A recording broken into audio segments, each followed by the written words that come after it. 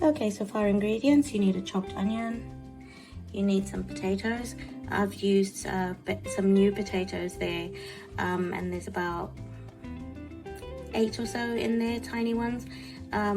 For the amount of chicken we're going to use, if you don't have baby potatoes, you can use any kind of potatoes. This is not a science, but be sure to cut them into small quarters. You need some cooking oil, any type is fine. I've used sunflower oil today. I like to use chicken thigh because I think it just tastes better in this particular curry. Make sure to take the skin off. If you don't like the bones, you can always buy this deboned.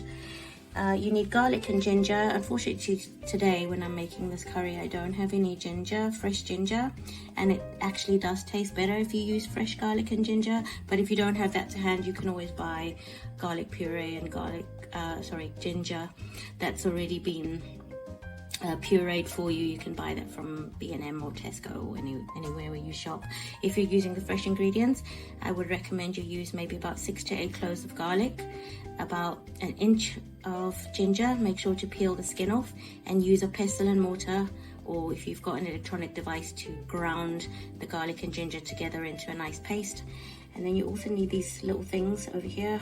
I think these are cumin seeds, but we'll put the proper name on in the description a bit later.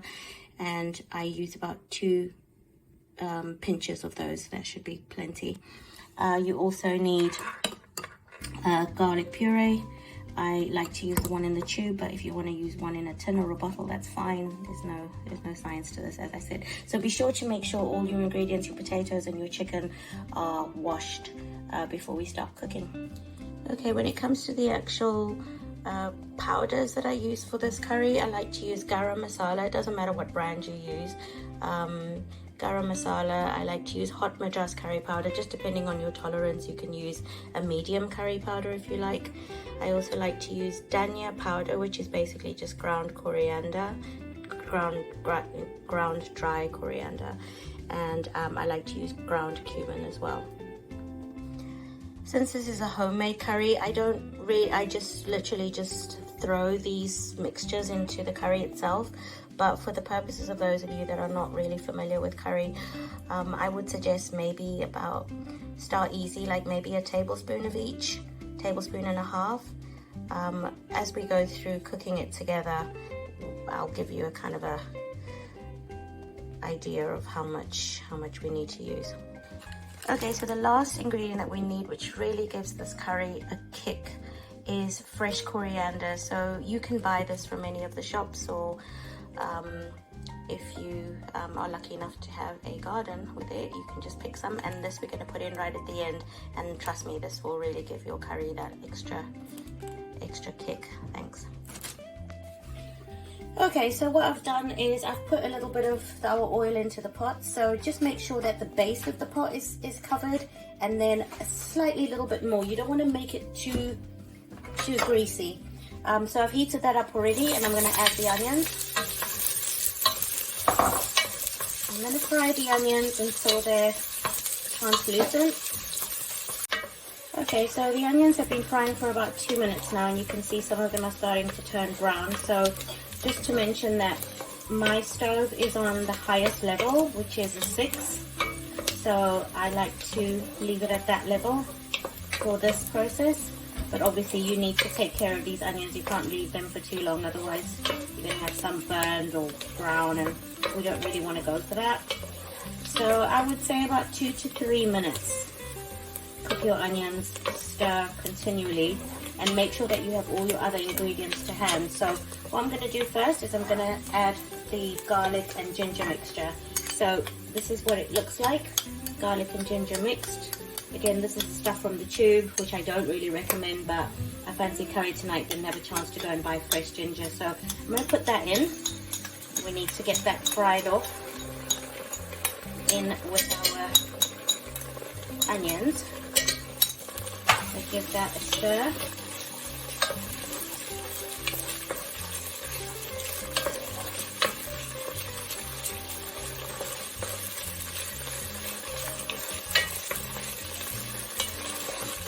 So for those of you who are using the stuff from the tube, I reckon you need to put enough to make approximately, say, two tablespoonfuls, 2.5 tablespoonfuls of garlic and ginger mix.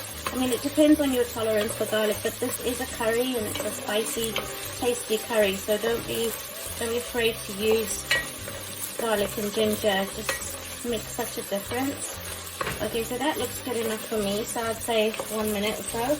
Now we're going to add the powdered ingredients. So what I did was I measured them out, which I don't normally do. I just normally just throw them in there. So what I've done was they all mixed up. It was 2 tablespoons of curry powder and 1 tablespoon of all the other ingredients that I showed you earlier. So I'm just going to put that in, and we want to try and fry that. It's going to literally just drink all the oil up. So again, we keep mixing. Okay, because we want this curry to cook off. I've tasted some curries that, you know, you can taste that powdery taste. And I think that's because they haven't really fried them off at this stage. So as you can see, it's literally just drank all the oil up. So it's good to use a non-stick pot for this, if you hadn't noticed. So what I do at this stage is maybe add another drop of oil, because we want to get this curry to fry. We want it to cook. We don't want it to be boiled. And we don't want it to burn either. So extra drop of oil will help with that. But remember, don't overdo it, because we don't want a curry that's got a great big layer of oil at the top once we're finished. Okay, so I'm gonna call it for like what, a minute or so of frying the dry ingredients together. And then we're going to add the chicken. Again, make sure you've washed your chicken, guys. And I'm going to add the chicken to my pot and let that chicken start soaking up those curry flavors. Now, I'm making this curry during the week, so if you have time over the weekend, you can actually marinate the chicken for overnight or a couple of hours in, you know, maybe some salt, chili powder. Oh, that's what I forgot. You can add chili powder to this as well, maybe about half a teaspoon. It just depends on how your tolerance is for spice, whether you like it hot or whether you just like it tasty. So as you can see, the chicken's starting to cook now.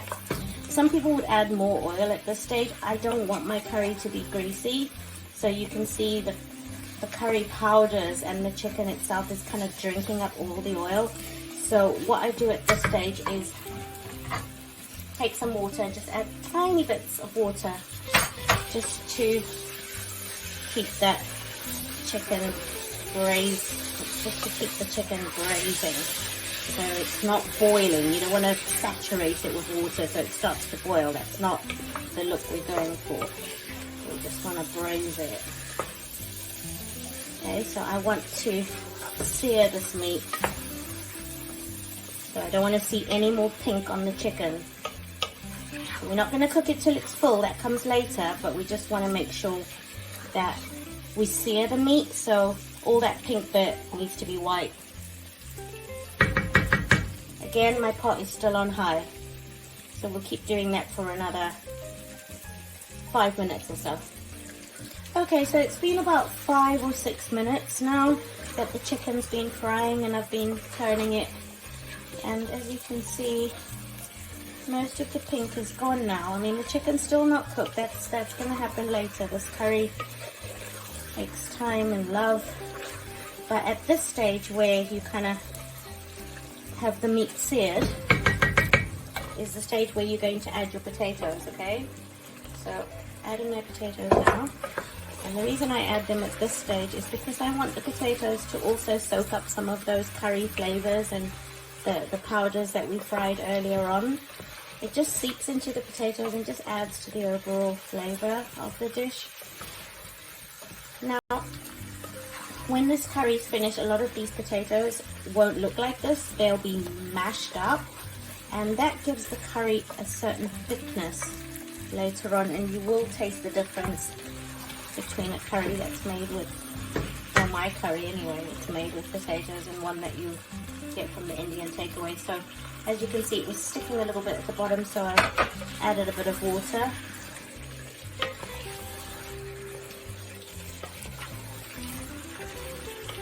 And stirring it so that nothing burns.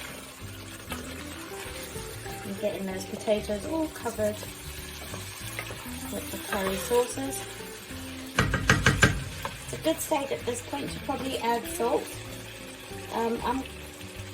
My rule of thumb really for salt, I mean some people don't cook with salt at all, which is fine, but for me my rule of thumb is I imagine that this is a plate and how I would salt my dish if this was my dish. So I just kind of put, it's always better to put less because you don't want it to be too salty. So just a splashing of salt on everything, that should be fine. And mix it into the dish. The more and more you cook this curry, you'll gauge for yourself, like, oh, last time it didn't have enough salt, or it had too much salt, or whatever, and you kind of learn this way. I mean, this cooking channel is for real cooking at home as a mum. It's not, you know, there's nothing by the book, there's nothing set in stone. It's just trial and error, hey?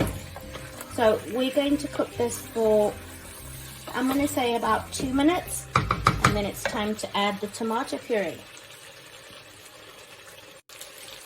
Okay, so at this point it's been 2 to 3 minutes, and I don't need to stir it as much as I did when it was at the onion stage or at the stage when we were frying the curry paste.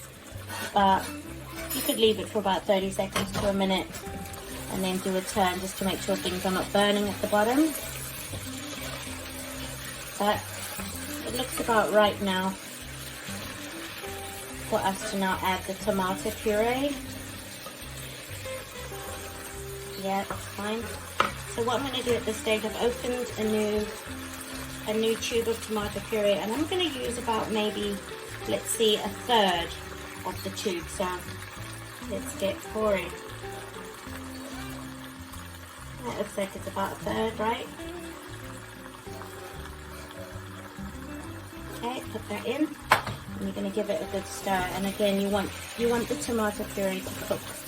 So this is going to enhance the actual curry sauce.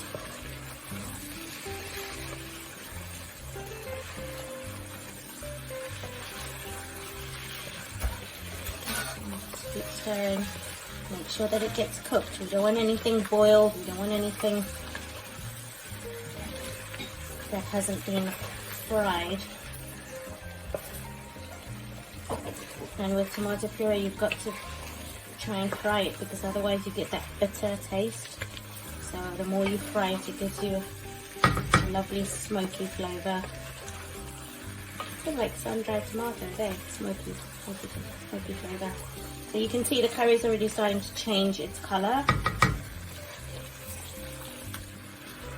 Okay, so I'm happy with that.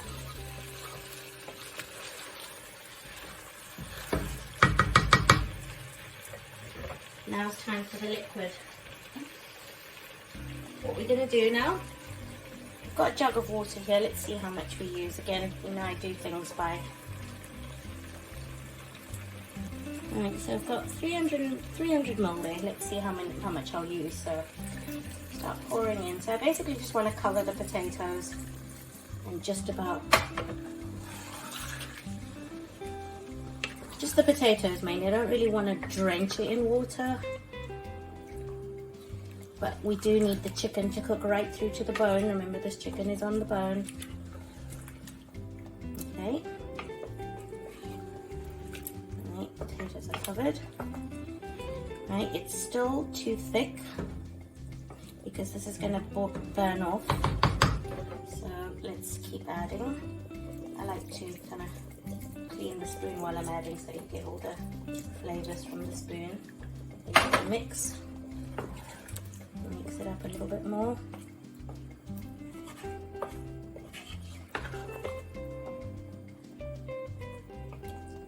Get those potatoes covered, and make sure your meat is partly covered as well, because this is the process where everything's ready to cook. So yeah, so 300 ml, and I've pretty much used it all, so I'm going to use the rest of it. So yeah, 300 ml of water to cover your curry with. All right, now this curry, I'm going to turn the stove right down. So remember I said my stove is 6 is the highest. I'm going to turn it way down to a 2. Okay, because you want this curry to cook really slowly. You want all the flavors to go into the potatoes and into the meat. So it's quite a long process in terms of the cooking, you know, the cooking through of your meats and vegetables. So I like to turn it on low, and I like to leave it there for about 45 minutes to even an hour, just depending on how much time you have before dinner. So I will join you in about 45 minutes. Okay, so it's been exactly 1 hour. So let's see how our curry's doing. Okay, yeah, that looks good. Okay, the potatoes are still whole, so that's not what we want. Remember I said the potatoes are for thickening. So what I'm going to do is I'm going to start to break them up. And that heat that's still currently on 2, I'm going to turn that right up to, let's do 6. Okay, so we'll turn it up to 6. So you see the chicken is now cooked through, it's starting to break through. So I'm going to turn it right up to 6 because I want to give it a good blitz. I want to get rid of some of the sauce in there, and I want these potatoes to literally break up so that they thicken the sauce. So we're turning it up. As you can see, it's starting to bubble through there. So we'll put that on 6, and we'll leave that for approximately 5 minutes, and we'll come and check back what it looks like in about 5 minutes time. Okay, so it's been about 5-6 minutes.